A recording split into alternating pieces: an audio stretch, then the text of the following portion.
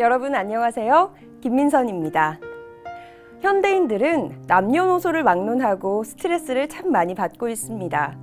그렇다면 스트레스를 확실하게 풀 수 있는 방법 알고 계신가요? 미국 하버드 뇌과학 연구팀이 사람들의 뇌파를 조사해봤더니 명상을 할 때의 뇌파 주기가 평소 뇌파 주기보다 최대 7배나 높이 올라갔다고 합니다. 바로 명상이 스트레스를 줄이고 점차적으로 화를 조절해서 뇌 건강에 큰 역할을 한다는 것인데요. 그래서 오늘 이 시간에는 명상센터, 명상대학, 명상축제 등을 통해서 현대인들의 스트레스 해소와 힐링을 위해 애쓰시는 분당 대광사 주지 월도 스님 모시고 이야기 나눠보도록 하겠습니다.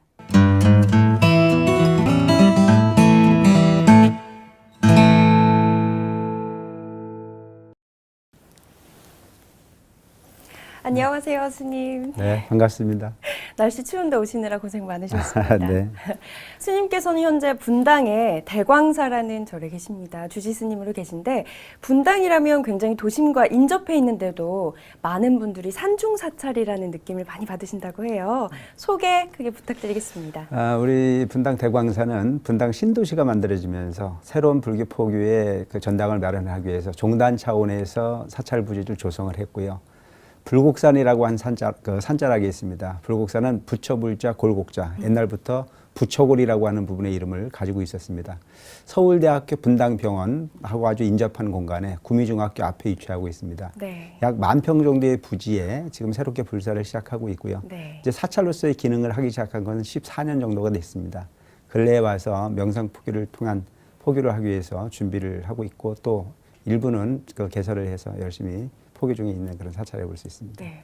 명상포교라고 하셨는데 작년 한 해에만 명상상담대학을 개교하셔서 또 많은 분들에게 도움을 드렸는데 또 지난 4월에는 전통 명상수련센터까지 개설해서 운영을 하신다고 들었습니다. 어떤 곳인지 소개 부탁드리겠습니다. 지금까지 이제 불교 그러면은 절이라고 하는 곳은 스님들이 머물러 계시고 또 불자들이 어떤 전유물로 인식하고 있는 것이 한국 불교의 어떤 그런 모습들이라 볼 수 있습니다. 네. 우리 대광사는 신도시와 인접해 있고 또 그 신도시와 아주 인접해 있으면서도 그 불곡산 중턱에 아주 그 고즈넉한 자리에 위치하고 있는 그 공간을 불자들의 전유물로만 활용하기보다는 일반적인 시민들이 함께 공감하고 또 그를 통해서 문화적 어떤 그런 욕구를 충족시킬 수 있는 그런 가람으로 발전을 한다면 오히려 이제 그 노령화되어 가고 있는 불자들을 젊은 세대들과 소통할 수 있는 부분의 공간으로 거듭날 수 있기를 또 희망했고 또 특히 근래에 봐서는 명상이라고 하는 부분의 장르가 불교의 전유물이 아닌 모든 종교의 공통 분모로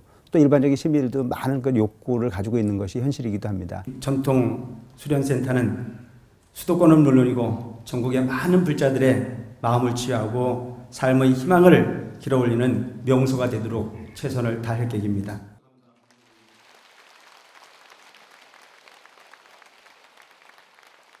그래서 그 시민들의 어떤 욕구에 발맞춰서 또 문화적인 어떤 욕구를 충족시키기 위한 수단으로서 기획된 것이 바로 명상센터라고 볼 수 있습니다. 아무래도 바쁘게 살아가는 현대인들이 조금 차분하게 가자는 의미에서 명상 많이들 찾으시잖아요. 예, 그렇습니다. 반응들은 어떤가요? 가장 중요한 부분은 이제 대개 절이라고 그러면은 뭐 부처님을 믿는 불자들만을 어떤 그런 위안 공간으로 인식을 하고 있고 네. 또 벽이 상당히 컸던 것이 현실입니다. 명상 축제라든가 명상 강의라든가 뭐 특강이라든가 또 내지는 이제 여러 가지 그 불교적 행사를 불교인들만을 위한 공간이 아닌 일반 시민과 함께 할 수 있는 부분의 공간으로 프로그램이 준비됨으로 인해서 그 벽이 많이 허물어져 가고 있고 시민들이 공감할 수 있는 그런 공간으로 활용이 잘 되어가고 있는 그런 느낌을 갖고 있습니다. 네. 명상 상담 대학 하면 정말 뭔가 더 학문적으로 가야 될 것 같고 전문적일 것 같은데 저처럼 이렇게 일반인들도 편하게 들을 수 있는 강좌가 있나요? 그렇습니다. 이제 그 대개 보면 이제 우리가 대학이라고 하면은 뭐 전문적인 어떤 네. 전문성을 추구하는 부분을 맞아요. 많이 인식을 하고 있는데 아주 쉽게 또 아주 가볍게 문을 두들길 수 있는 그런 영역이라 볼 수 있습니다. 우리가 일반적으로 불교 대학을 하듯이 일반인들이 종교를 초월해서 모든 사람들이 기본적인 부분의 명상에 대한 욕구를 또 이해할 수 있는 그런 환경, 또 전문적인 공부를 하고 싶은 사람들에게는 또 그들의 욕구에도 맞을 수 있는 부분의 커리큘럼으로 준비되어 있는 것이 우리 명상대학의 특징이라 볼 수 있습니다. 네. 스님께서는 이 명상대학 또 명상센터, 명상축제까지 얼마 전에 개최를 하셨었는데 이렇게 명상에 특별히 강조하시는 특별한 사연이 있을까요? 좀 전에도 그 말씀을 드렸듯이 네. 요즘 이제 그 불교라고 하는 부분은 어떻게 보면 명상의 고향 같은 것이거든요. 부처님께서 출가를 하셔서 6년의 고행 끝에 깨달음을 얻으셨다고 했는데 네. 그 고행의 어떤 그런 결과물로 얻을 수 있었던 부분들이 바로 그 명상을 통한 그 해탈이라고 볼 수가 있거든요. 그런데도 불구하고 오늘날 명상이라고 하는 부분이 불교에서는 크게 뭔가 그 현대인들의 맞는 감각으로 발전시키지 못했던 것이 하나의 어떤 그런 아이러니한 부분일 수도 있습니다. 불교에서 발생한 명상이 서양으로 수출이 됐고 서양의 많은 학자들이 명상을 통해서 안위를 얻었던 부분이 현실은 우리가 학문적으로도 많이 입증이 되고 있는 것이 현실입니다. 네. 그런 면에서 봤을 때는 당연히 불교로부터 출발했던 이 명상이 불교의 집안에서 거듭 연구가 되지고 또 보급을 하는 것이 당연한 부분이 현실이라고 생각을 해서 네. 기획을 했던 부분들이 많은 사람들에게 호응을 얻는 그런 계기가 되지 않았나 하는 생각을 합니다. 명상하면 되게 가까운 것 같으면서도 편하게 있으면 그냥 명상하는 것 같고 이런데도 뭔가 좀 먼 느낌도 있는 건 사실이에요. 근데 스님께서 평상시에 숨만 잘 쉬어도 명상이 된다라고 말씀을 하시곤 했는데 어떻게 쉬는 숨이 잘 쉬는 숨일까요? 우리가 흔히 보면 이제 명상이라고 하는 부분은요, 내가 지금 현재 소유하고 있고 내가 인식하고 있으면서도 너무 바쁜 어떤 그런 삶을 일관하면서 스스로의 삶을 살면서 스스로를 느끼지 못하는 부분인 경우수가 무척 많거든요. 네. 명상이라고 하는 부분이 궁극적으로 보면 안이비설시는 육군이 육경의 대상을 통해서 끊임없이 유혹받는 부분의 삶을 차단하고 본래 그 순간에 있는 부분을 순간의 느낌을 포착해서 스스로를 확인하는 부분을 작업을 하는 것이 명상이라고 볼 수 있습니다. 모든 사람들이 숨을 쉽니다. 네. 근데 숨을 쉬는데 숨을 인식하지 못하는 경우가 무척 많아요. 자연스럽게 항상 그것은 뭐 깨어 있어도 잠을 자도 항상 하고 있는 부분인데도 불구하고 인식을 하지 못하는 경우가 거의 많습니다. 맞아요. 그래서 호흡이 중요하다라고 하는 부분은 뭐 마라톤을 하거나 뭔가 아주 극한 경기에 도달했을 때 숨이 중요성을 인식하듯이 우리가 평상시에 아무런 느낌이 없는 상황 속에서도 스스로 들어가는 숨과 나가는 숨에 집중을 하다 보면은 일체로부터 내가 그 유혹에 빠지지 않고 번뇌로부터 자유로울 수 있는 나를 확인함으로 인해서 편안함을 얻을 수 있다. 그래서 저는 숨만 잘 쉬어도 명상이라고 하는 부분을 체험할 수 있고 그 명상을 통해서 행복한 나를 발견할 수 있다라고 하는 이야기를 주로 하고 있습니다. 네, 스님, 우리 대광사 명상센터만의 특징이라면 어떤 게 있을까요? 일상적으로 제가 뭐 딴 그 명상센터를 제가 가본 일은 그렇게 많지 않습니다만은 네. 우리 그 대광사 명상센터는 만평 규모의 큰 사찰을 끼고 함께 뭔가 존재하고 있다라고 하는 부분이 이제 특징이고요. 또 이제 명상이라고 하는 부분이 정말 어떻게 보면 불교의 고향 같은 부분의 어떤 그런 장르가 바로 명상인데 부처님이 도량에서 적어도 한 1000평 이상이 되는 어떤 넓은 공간에서 그 명상이라고 하는 부분이 되게 고요하게 앉아서만 하는 걸로 인식을 하고 있는데 다양한 명상을 체험할 수 있다는 얘기입니다. 산행을 통한 그 행선을 통한 또 소위 그 여러 가지 강의 또 직접적인 어떤 그런 그 체험을 할 수 있는 다양한 부분의 장르를 고루 체험할 수 있다는 거죠. 다도 명상에서부터 웃음 명상에서부터 체조 명상까지 다 할 수 있는 그런 종합적인 종합 메카로서의 역할을 하고 있다라고 하는 것이 하나의 특징이라고 볼 수 있습니다. 또 직접 참여하지 못하는 불자님들은 집에서라도 좀 이렇게 편하게 명상할 수 있는 방법 어떤 것들이 있을까요? 우선은 우리가 흔히 보면 이제 머리가 아주 복잡하거나 꿈을 자주 꾸이거나 그래서 네. 정말 그 너무너무 힘들다고 했을 때는 그냥 순간적으로 숨 크게 들어 마시고 아랫단전에 숨 멈추고 난 이후에 천천히 숨을 내뱉는 이런 부분의 형태의 호흡 명상을 한 3번 정도만 해도요 마음이 고요해지고 그 괴로움으로부터 순간 쉬어갈 수 있는 부분의 여유를 가질 수 있을 거라고 생각을 합니다. 네, 저도 이제 앞으로 조금 더 편안하게 숨을 쉬어보도록 노력해보도록 하겠습니다. 천태종 총무부장 소임도 지금 맡고 계십니다. 또 작년 2015년이 바로 구인사 개산 70주년을 맞았는데 특별한 한 해를 보내셨을 것 같아요. 어떠셨나요? 작년 한 해는 참 바빴던 한 해였던 걸로 기억이 됩니다. 특히 이제 구인사가 개산한 지 70주년이 되는 네. 그런 해이어서 거기에 맞는 행사를 여러 가지 기획을 했었고 또한 추진했던 부분들도 있었고요. 또한 종단 협의회의 사무총장이라고 하는 직책을 맡으면서 또 범종단이 운영이 되고 있는 부분에 대한 것도 같이 협의하고 네. 또 그 회장스님을 비롯한 많은 스님들의 의견이라든가 이사종단의 어떤 스님들과의 대화를 통해서 얻어진 내용들을 서로 조율하고 하는 부분의 관계를 통해서 바쁜 한 해를 보냈던 걸로 기억이 됩니다. 네, 스님 천태종 총본산이 또 단양 구인사인데 이 구인사가 천태종 본산으로 유명한 거 외에도 계곡마다 법당이 있기로 굉장히 유명한데 이렇게 법당이 특이한 위치에 있다면 위치인데 특별한 이유가 있나요? 특별한 이유를 설명을 드린다면 대개가 이제 그 한 사찰의 가람을 본다 그러면 네. 그 가람의 형태가 그 가람이 어떤 형식으로 지어져 있느냐, 법화경을 중심으로 할 거냐, 화엄경을 중심으로 할 거냐, 그 도량의 형태는 부처님이 어떤 그런 경전에 근거한 내용에 의해서 사찰을 짓는 것이 일상적이라 볼 수 있습니다. 그런데 우리 구인사는 네. 천태종이라고 하는 부분이 특징을 가지고 있으면서도 가람의 형태가 거의 이제 자연 발생적인 어떤 그런 형태를 지니고 있다고 볼 수 있습니다. 천태종의 역사를 우리가 거슬러 이야기한다면 중국 지자대사로부터 천태종은 발상이 됐다고 볼 수가 있습니다. 중국의 지자대사 하면은 중국 불교의 어떤 그런 논리적 체계를 가장 완벽하게 세우신 분이 지자대사를 볼 수 있습니다. 네. 소위 그 요즘 사마타 이빠사나라고 하는 이야기를 많이 하고 있지 않습니까? 이것은 동남아시아 부분의 불교, 바로 그 불교의 형태를 보면 사마타 이빠사나인데 이것을 중국어로 표현을 하면 또 한자어로 표현을 하면 그칠지자 볼관자, 지관이죠. 그래서 그칠지자 볼관자, 지관수행. 이것은 부처님 당시에 수행의 장르를 통한 깨달음의 어떤 그런 방법이 바로 지관수행이었다라고 이야기를 하는 경우도 많이 있습니다. 그래서 지관이라는 자체는 뭐냐면 우리가 번뇌로부터 내 마음이 쉼이 없이 움직이지 않습니까? 그래서 그 생각을 그친다. 그래서 그칠지자. 그래서 그 그친 상태에서 내 자신의 자아의 모습을 본다. 그래서 관. 그래서 지관이라고 이야기를 합니다. 그 지관 수행의 근본을 실천하신 분이 바로 지자대사이시고요. 지자대사를 통해서 58교라고 하는 부분이 장르를 통해서 부처님의 일대 시교를 논리적 체계를 다듬으셨다. 그래서 지자대사를 일컬어 소위 그 동쪽의 석가다. 그래서 석가재현이다. 동토 가면 석가재현이라고 하는 부분의 표현을 쓸 정도로 아주 대단하신 분이 바로 지자대사입니다. 우리나라에서는 대각국사 의천께서 고려 문종의 넷째 아들을 태이셔가지고 네. 바로 숙종 때에 그 중국으로 건너가셔서 중국 송나라 때에 이제 바로 그 지자대사의 그 탑전에 그 참배를 하고 지자대사의 어떤 이 지관 수행, 그 천태교학이라고 하는 부분이 바로 그 고려 불교의 선과 그 교의 어떤 그런 다툼의 현상을 화합으로 이끌 수 있다라고 하는 생각을 가지고 천태교학을 가지고 들어오셔서 네. 우리나라 개성에 국청사를 지시고 그 국청사에서 천태교학을 강의함으로 인해서 천태종이 이제 시작이 되는 거죠. 그래서 고려 시대의 그 통합 불교 부분으로서 선과 교를 아우르는 부분이 화합 모드로서의 역할을 다 하시다가 이주 시대에 들어오면서 이주 숭유 배불 정책이 일어납니다. 불교를 배척하고 유교를 받아들이면서 그야말로 불교는 철퇴를 맞았죠. 네. 그래서 그 고려 시대에 그 융성했던 종파의 어떤 그런 개념을 다 소위 철폐하고 조선불교 선교양종이라고 하는 이름으로 그 종단을 묶어버립니다.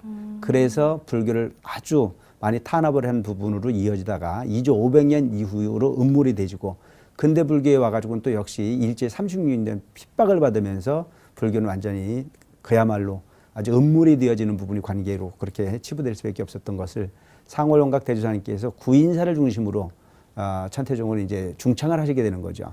근데 상월 대주사께서 1945년 5월 단후에 구인사를 이제 낙성을 하시게 되는데 네. 그때만 하더라도 구인사 자리는 구규림의 무담점거 상태였었습니다. 아. 초암상가를 이루시고 그때서부터 중생을 제도를 하시다가 소위 그 구인사에 오시는 모든 분들이 소원을 이루기 위해서 오시는 분들은 인구는 늘어나는데 네. 그 신자는 늘어나는데 수용할 수 있는 방법이 없으니까 터를 닦고 초가집을 짓고 또 함석집을 짓고 이런 부분의 관계를 통해서 그 신도가 늘고 그 사찰이 커지면서 그야말로 가람의 형태를 소위 그 경전에 근거한 어떤 그런 형태의 가람을 가두기보다는 자연 발생적으로 불자들을 수용할 수 있는 관계를 그 정립하다 보니까 지금 현재의 모습으로 이렇게 발전을 했죠. 많은 모습들이 와서 보는 분들이 와서 이야기를 할 때 정말 구인사는 자연 발생적으로 이렇게 발달한 절이긴 하지만 정말 세계적인 가람이 될 수 있는 정도로 또 그렇게 감동을 주는 그런 분의 가람으로 평가를 받고 있는 것 자체가 그래도 참 격세지감을 느끼지 않나 하는 그런 생각을 하고 있습니다. 네, 그래서 더욱 구인사가 특별한 사찰이지 않을까 생각이 듭니다. 네. 이 천태종은 남북 관계가 경색되는 해를 제외하고는 거의 매년 북한을 방문해 해오지 않았습니까? 최근에는 조심스럽게 박연폭포를 또 중심으로 순례를 이야기가 나왔다고 하던데 어떤가요?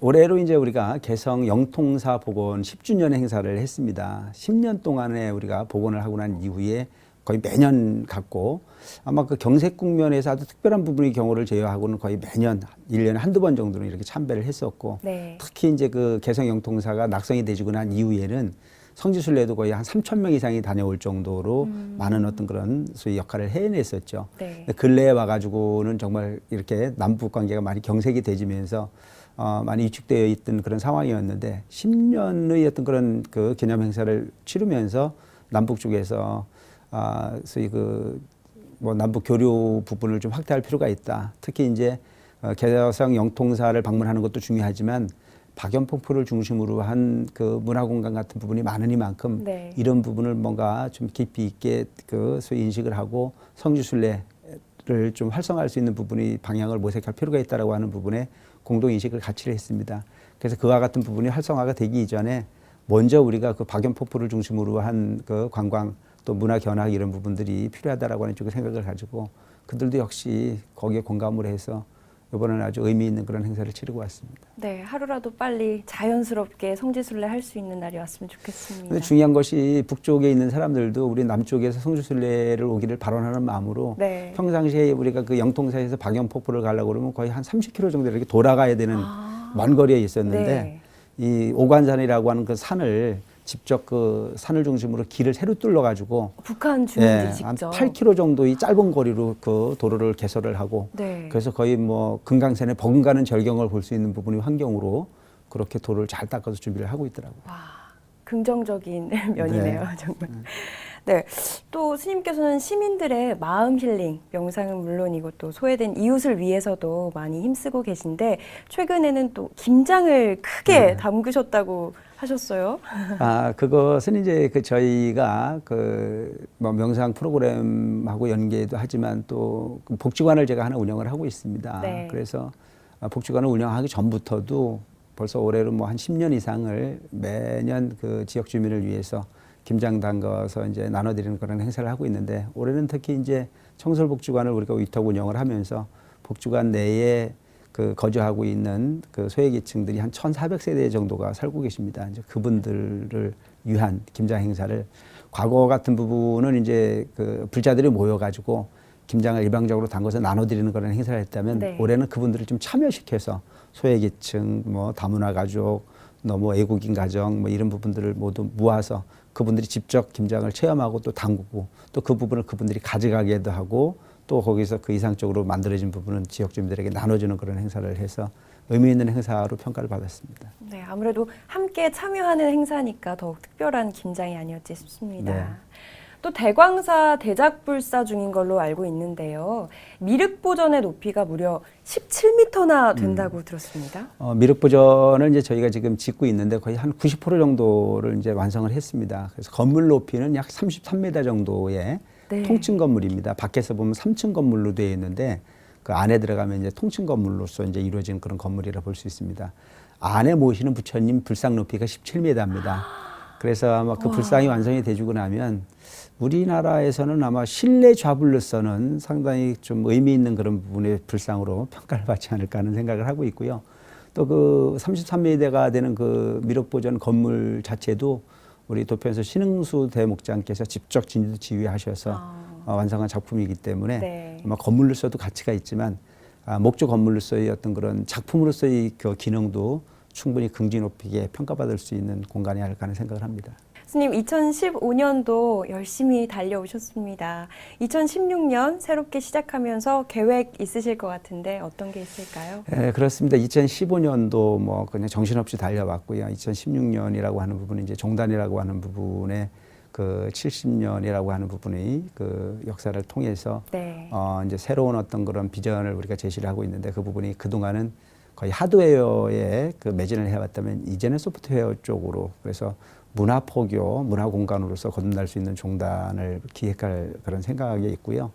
또 아울러서 이제 이제 명상센터를 마련을 했고 또 네. 미륵보전을 지금 짓고 있기 때문에 대광사의 낙성식을 좀 준비를 할 계획으로도 있고요. 또 아울러서 이제 종단 협의회 지금 소임을 갖고 있기 때문에 정말 열심히 뛰어다니면서 어른 스님들의 의견도 듣고 또 이제 이사 스님들의 의견도 들어서 네. 정말 화합 모드로 갈 수 있는 종단 협의회가 될 수 있도록 최선을 다할 계획입니다. 네. 오늘 귀한 발걸음 해주셔서 정말 감사합니다, 스님. 네. 앞으로도 제가 꼭 응원하도록 하겠습니다. 감사합니다. 감사합니다.